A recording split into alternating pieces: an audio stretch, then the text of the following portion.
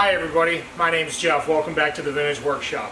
I wanted to do a quick video today and answer some of the questions that have come in the comments section, as well as a few emails that I've gotten about the proper way to take rough sawn lumber and go ahead and process it and mill it so that when you're finished you have a nice, good, flat board with square edges that are parallel to each other, so that when you go ahead and start the actual woodworking part of your project, which is the joinery, that you're working with wood that isn't going to get in your way and hamper you from having good results when you're either cutting dovetails or doing joinery where you want pieces to line up, or something like a big tabletop glue up where you're gluing boards together and you start the glue up process and nothing wants to, sit flat and kind of align poorly. So what I'm going to show you is really the basics, what I call Joiner 101, if you want to call it that, where go ahead and getting started with your rough sawn lumber and getting it milled properly so that you don't have problems later on down the road.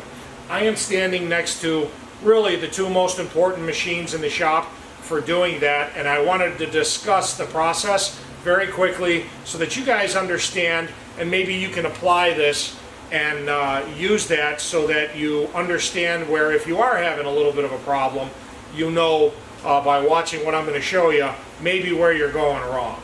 So two machines, we got the joiner here and we got the planer here.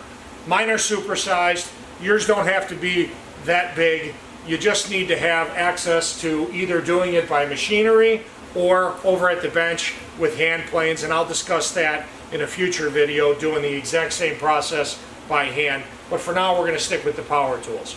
So my joiner is a 16-inch joiner, Yates American. If you've watched previous videos, you've seen me discuss this particular machine.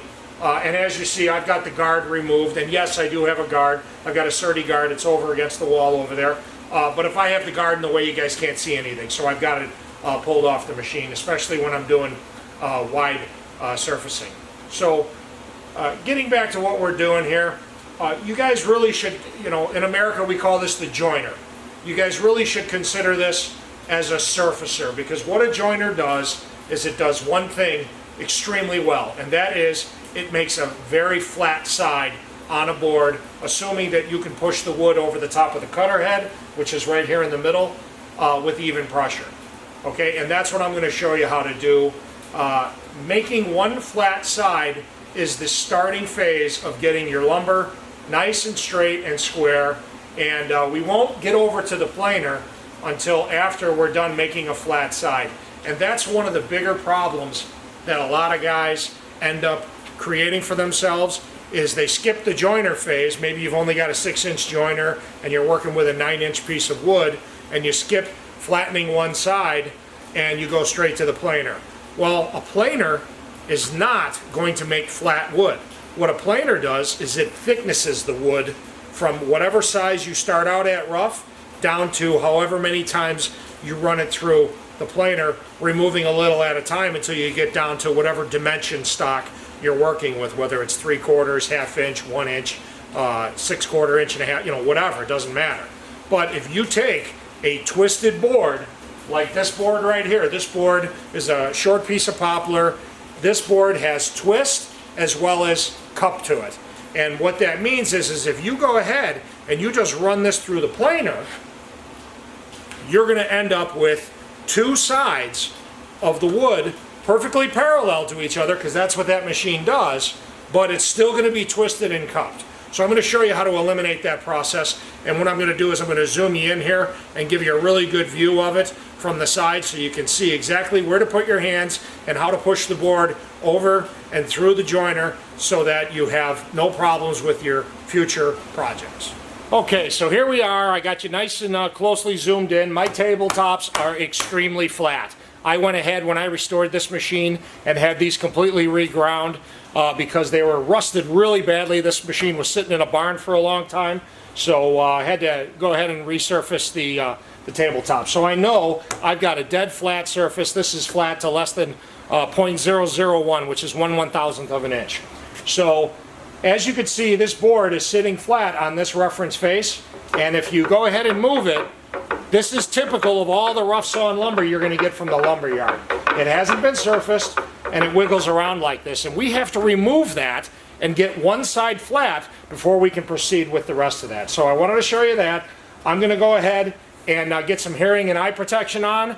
I'm going to keep you zoomed in, and I'm going to go ahead and show you exactly where to put your hands to push the board over the cutter head so that you're not putting too much pressure down in the middle and removing any cup. Let me go ahead and get the phase converter turned on and get the machine powered up, and we'll go ahead and show you that. I'm going to zoom out a little bit so that you guys can go ahead and see the cutter head and exactly how this is done. So before I go ahead and turn on this motor here and make it so loud that you won't be able to hear me, I wanted to just give you an idea of where your hands should be. You want one hand in the back here, and then you want to put downward pressure right here. And what your rear hand is doing is it's creating the pushing force, which is going that way. You don't want to bear down on this and put a lot of pressure down on the table. All you want to do with your front hand is put just enough pressure so that the board is not rattling around on you. Because like I said before, you don't want to push down so hard that you actually take and press some of the warp out of the board. You want to let the cutter head remove on the bottom side. You want to have it remove in a flat, level plane, the wood, and if you press it down into it, when it gets back over on this side, the outfeed side, it's going to spring back up, and you're still going to have that cup and warp in there. So let the joiner do the work. You provide the locomotion, and I'm going to go ahead and fire this up, and we're going to show you how we get this done.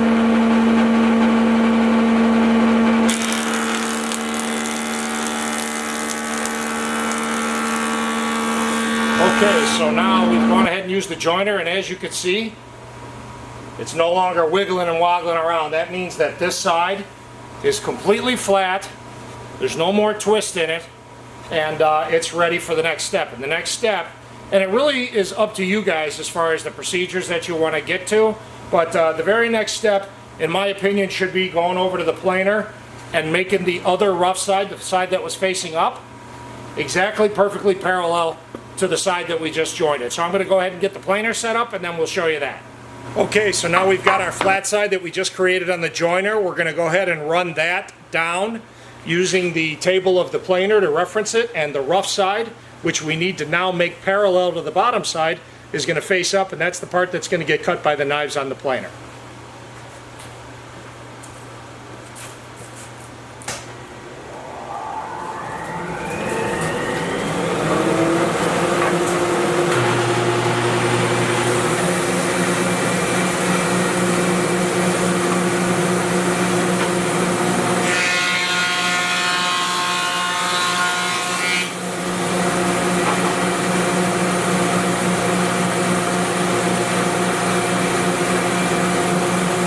Pass ought to take care of it, so you got some rough on the end.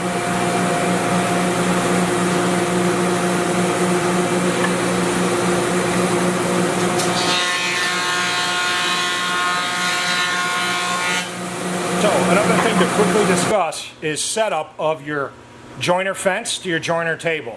Unless you're doing an oddball cut, making octagons or something like that, you pretty much always want to have your fence registered 90 degrees to the table, and that's so that your edges are all 90 degrees to each other on your boards. So it's always a good idea to go ahead and take your square, and the place that you want to test it is literally right behind the cutter head. So the cutter head's right here, an inch past it is right there, and you always want to set your fence up so that it's nice and square right there. Okay, so I've taken the face of the board, now that we've got both sides perfectly parallel to each other, and I've, with a red magic marker, I've gone ahead and over-accentuated, that's a big word, I've over-accentuated the lines of the grain of the wood so that you understand that you never want to be jointing, especially with a power tool, against the grain, because that's how you get tear out. So what we want to do, since we know that all the grain is running this way, is that we want to start with this being our leading edge, passing through the joiner, so that we can get, now we can get this edge, which, as you can probably see, I don't know if you can see that or not, but this is very rough. This is off the band mill outside, and we're going to go ahead and make that perfectly square to both the front side and the back side. So what we want to do now is make sure that we keep that flat side firmly pressed against the fence and then run it over the joiner knives. One of the advantages of having an industrial machine like this 16-inch Yates American is I can take a massive cut. I can literally take a ½ inch in one pass if necessary. Obviously, this board's not that crooked, so an 1/8 inch will do.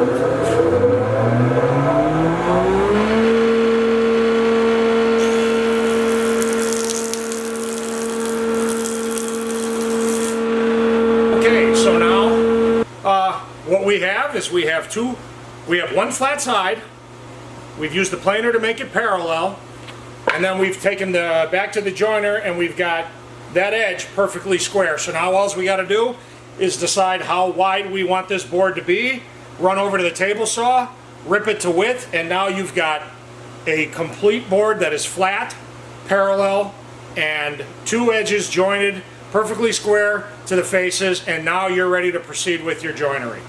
I hope this video was helpful for you guys. I know for a lot of you this is like basic stuff, and if you're still watching, I really do appreciate it, but I felt that it was very important for the channel to make sure that these questions get answered, because there's still a lot of guys out there that are a little bit confused on exactly why they should be buying rough sawn lumber and how to go ahead and process it, and this is how you do it. So I hope you enjoyed the video. Please hang in there, because after this video we're going to be diving into the Yates American Snowflake and start that restoration.